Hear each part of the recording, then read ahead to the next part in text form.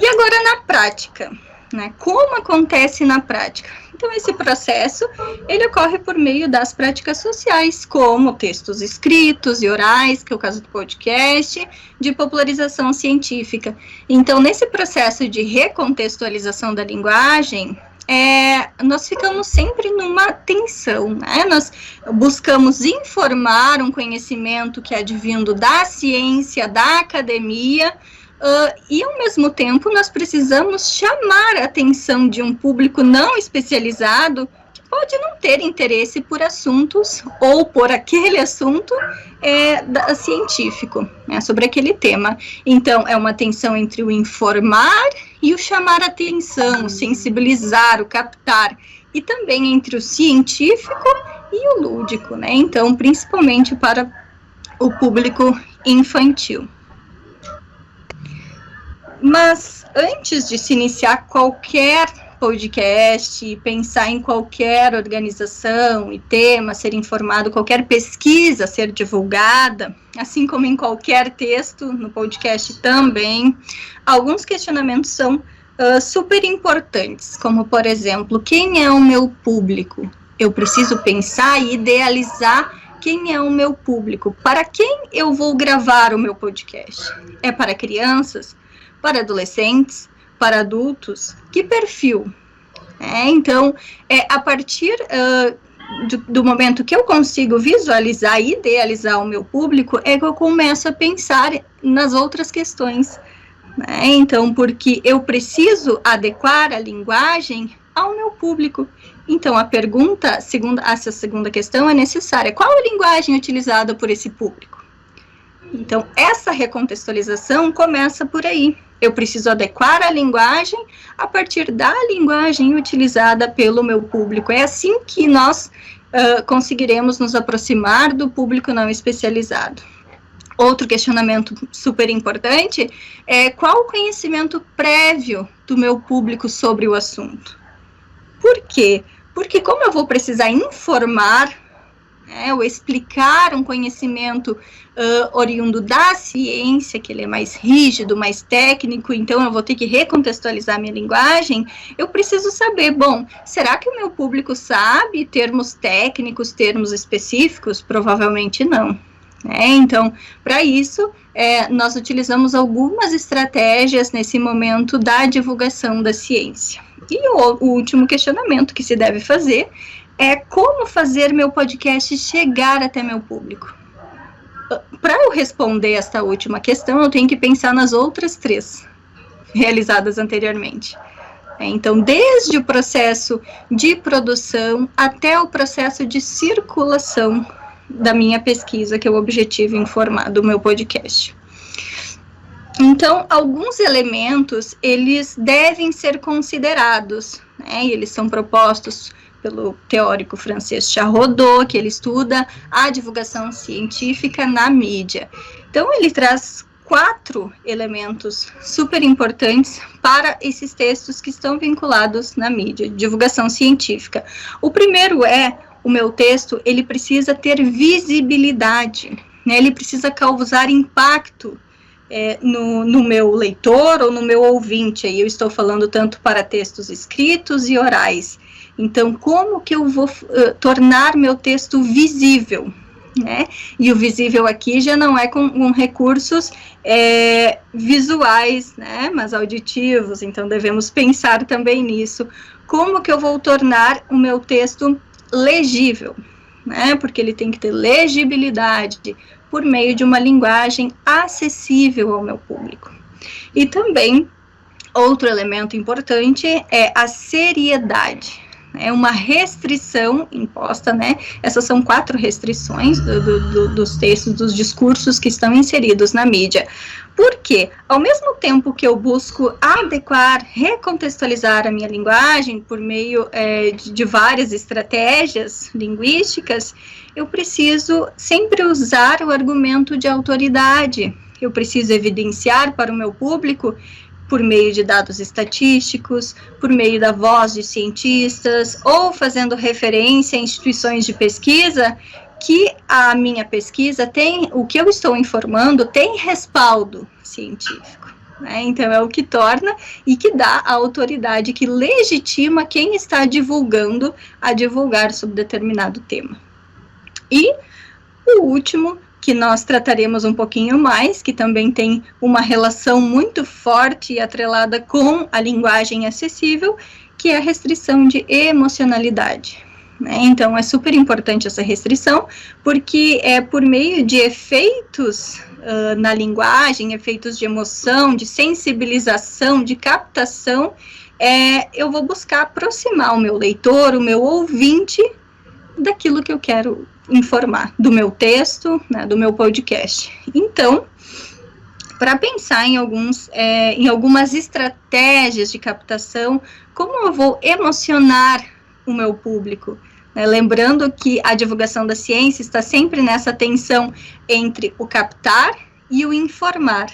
Então, eu não posso deixar de lado essa linguagem acessível e essas estratégias também para chamar a atenção o tempo todo do meu público, que pode não ter o mínimo interesse, né, sobre o tema que eu estou informando, ou não só sobre o tema, mas sobre qualquer tema advindo da ciência. Então, vou passar rapidamente, assim, algumas características, algumas estratégias na hora de compor o roteiro, para vocês poderem pensar, bom, como que eu vou organizar a minha escrita, como eu vou informar para que a pesquisa informada realmente chegue ao público não especializado. Aí, então, vamos ver rapidamente essa parte, aí logo vamos para a parte mais prática, então. O primeiro aspecto, a primeira estratégia é uma abertura explosiva. Por quê? E essas estratégias que eu mostrarei a vocês são estratégias já utilizadas por diversos meios, né, de divulgação científica, e também são resultados de várias pesquisas. Uma delas é a minha, da dissertação de mestrado. Então, essas estratégias são estratégias utilizadas tanto para a divulgação científica para o público adulto, quanto para o público infantil. Então, nós buscamos aqui trazer algumas delas a vocês, para que vocês possam fazer bom uso, né, nos podcasts de vocês e pensar como vou atingir o meu público.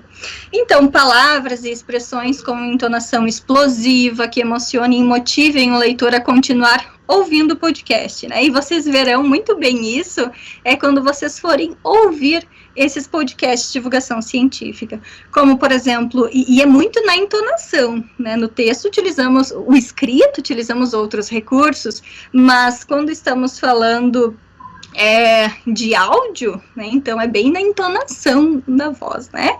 Então, oi, está começando, aê, gente querida. Então, há diversas formas de iniciar explosivamente, uma abertura explosiva que emocione, que instigue o público a continuar ouvindo o podcast, né? E não começar, às vezes, xoxo, ou muito reto, assim, meio que lendo o roteiro sem muita entonação, né? Então, isso com certeza vai desmotivar o ouvinte, e pode ser que ele só inicie o podcast e já pare por ali, né? Então, essa estratégia é super importante.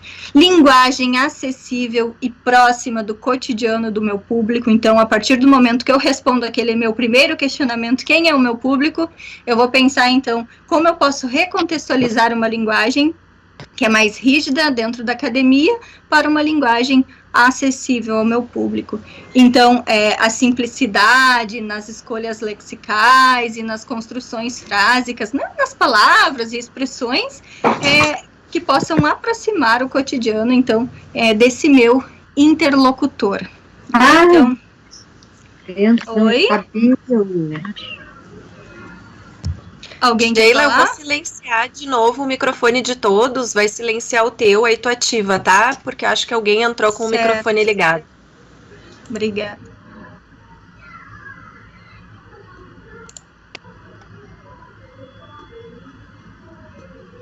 Obrigada, Júlia. Bom, então, essa simplicidade, então, como eu organizo o meu texto, né, sempre buscando essa linguagem acessível e que seja inteligível ao meu público, né, como, por exemplo, bem, o papo está bom, então instituindo uma espécie de diálogo com o meu público e não como se só estivesse numa via única em que eu estivesse falando num monólogo, né? Mas realmente instituir uma espécie de diálogo, né? Em que o ouvinte, ele se sinta próximo daquele que está divulgando. Ou nossa conversa está terminando, e outras também estratégias. Aqui eu coloco 2 exemplos sempre em cada estratégia, né, para não se tornar muito extenso, mas isso vocês podem também exercer por meio de uma das etapas do método científico, que é a observação, quando vocês forem ouvir os podcasts, que há vários recursos para se conseguir, então, aproximar do cotidiano, né, por meio da simplicidade na organização do texto, né.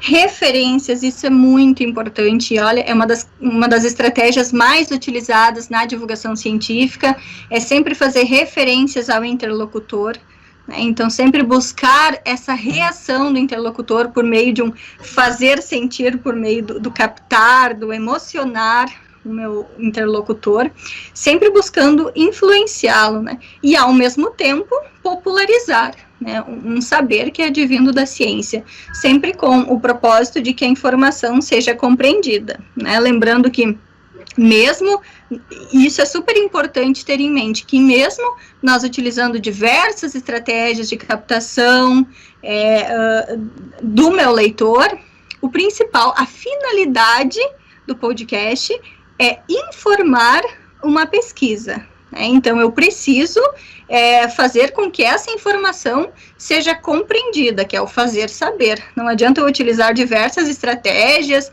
de captação e conversar com o meu público, sem que no fim, chegue no final do meu podcast, eu não consiga fazer com que a minha informação seja compreendida, né? Como, por exemplo, algumas das referências que se pode fazer ao interlocutor por meio do pronome você, por meio da pergunta, do questionamento. Então, a gente sempre, por meio também dos verbos, né? Então, a gente consegue fazer referência ao meu interlocutor. Você sabe qual a relação? Agora eu lhe pergunto, e em muitos casos, em muitos podcasts, assim, e aí, ouvinte, né? Então, sempre nessa interação. Alguns iniciam quando há mais de um locutor, iniciam brincando numa espécie de diálogo, dizendo, não vai dar boa tarde ao ouvinte, esquecemos, então sempre numa tensão entre o lúdico e o científico, né, buscando sempre fazer referência ao interlocutor, nunca esqueçam do ouvinte, né, então isso é super importante. Frases interrogativas, exclamativas, né, o emprego sempre dessas frases ajuda bastante a chamar a atenção do ouvinte. Você já ouviu falar sobre? Gostou do episódio de hoje? Ou às vezes, adorei, legal, uau, então o uso às vezes também de interjeições, por meio da entonação, claro, da nossa fala, nós conseguimos aproximar, né, nós conseguimos, ao mesmo tempo que nós expressamos também nossas emoções, nós conseguimos chamar a atenção desse público, né. E alusão ao universo do público-alvo também, por meio de uma sensibilização para os temas científicos, né, pode acontecer quando se faz alusão a aspectos vividos pelo ouvinte, né, e aspectos próprios de acontecimentos específicos do cotidiano, da vida do público.